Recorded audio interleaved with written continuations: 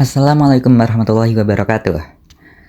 Halo, bersama saya Muhammad Rifat Latsaroka. Kali ini akan membahas Palagan Makassar, ditemani Wildan, Ibnu, dan Maura. Kita tahu, Makassar, kota yang banyak budayanya dan terkenal dengan kulinernya. Tapi kalian tahu nggak sih kalau dulu terjadi banyak peperangan di Makassar? Oh iya, serangkaian pertempuran dan peristiwa perlawanan yang terjadi di Makassar selama masa perjuangan kemerdekaan Indonesia itu kan disebut Palagan Makassar. Oh, jadi Palangan Makassar itu bukan cuma satu pertempuran ya? Ada pertempuran apa saja memangnya? Dari sumber yang kupunya, Palaga Makassar itu menyangkut pertempuran 27 Oktober 1945 ya, di mana para pejuang Makassar mengurungkan bendera Belanda dan mengibarkan bendera merah putih. Hal ini menggandai dimulainya perlawanan terhadap kekuasaan kolonial. Setelah proklamasi kemerdekaan Indonesia, para pemuda Makassar yang pro kemerdekaan kan mulai melakukan perlawanan terhadap Belanda yang berusaha kembali menguasai Indonesia, termasuk Makassar. Inikah yang melatar belakangi peristiwa tersebut? Ya benar, itu kan tujuannya untuk merebut kembali beberapa tempat yang kuasai Belanda kan, seperti misalnya Geger Radio Makassar, Stasiun Radio Mako Angin, dan Kam di Mariso. Kalau dari sumberku, Pelaga Makassar itu mencakup peristiwa 1 September 1945.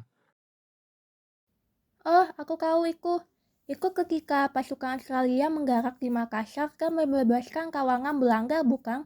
Kemudian mereka dipersenggakai dan dipersiapkan untuk melawan pejuang Indonesia.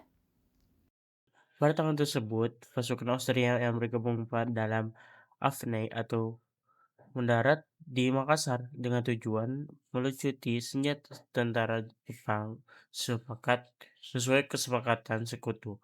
Namun, mereka juga membantu Belanda untuk kembali berkuasa dengan cara membebaskan tawanan Belanda yang ditahan Jepang. Setelah bebas, pertawanan ini disenjatai dan dilatih kembali untuk menghadapi para perjuangan Indonesia. Peristiwa ini menjadi pemicu ketegangan yang semakin memanas antara pasukan Makassar dan pihak Belanda beserta sekutunya. Sumberku menyebutkan kalau pembantaian Westerling juga termasuk kepalagan Makassar. Peristiwa kelam ini terjadi pada 1946 sampai 1947.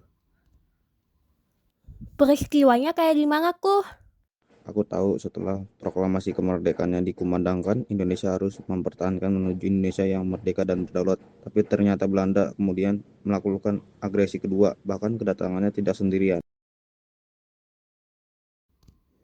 Iya, tidak sedikit dari para pejuang dan masyarakat kita yang memilih mati demi mempertahankan cita-cita proklamasi.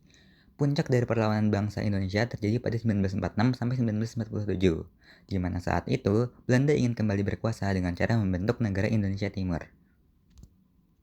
Tapi itu menekan baik perlawanan dari masyarakat Sulawesi Selatan kan untuk menolak kehadiran 15 negara Indonesia Timur dan kembali ke negara Republik Indonesia yang pada saat itu berpusat di Jakarta. Masyarakat melihat reaksi masyarakat Sulawesi Selatan pada saat itu, Belanda berniat untuk menetapkan pasukan khusus yang dipimpin oleh Kapten Raymond Osterring dengan membawa 123 pasukan khususnya. Yap, benar tuh. Pembantaian Westerling dicatat sebagai salah satu peristiwa paling berdarah dalam perjalanan bangsa Indonesia. Pasukan yang dipimpin oleh Kapten Raymond Pierre Paul Westerling ini merupakan catatan hitam dalam perjalanan bangsa Indonesia. Dalam rangka mengulang kekuasaan Belanda di Indonesia, Sulawesi Selatan tercatat sebagai daerah yang paling banyak dibantai oleh militer Belanda. Oh iya, Kota Medan kan merupakan gelanggang pertama kekuasaan Lestering di Indonesia.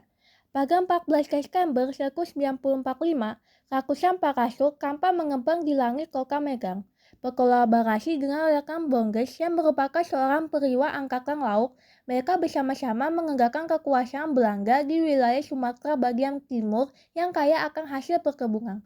Hingga pada 23 Juli 1946, Westerling dipindah dari sesi intelijen ke suatu pasukan komando.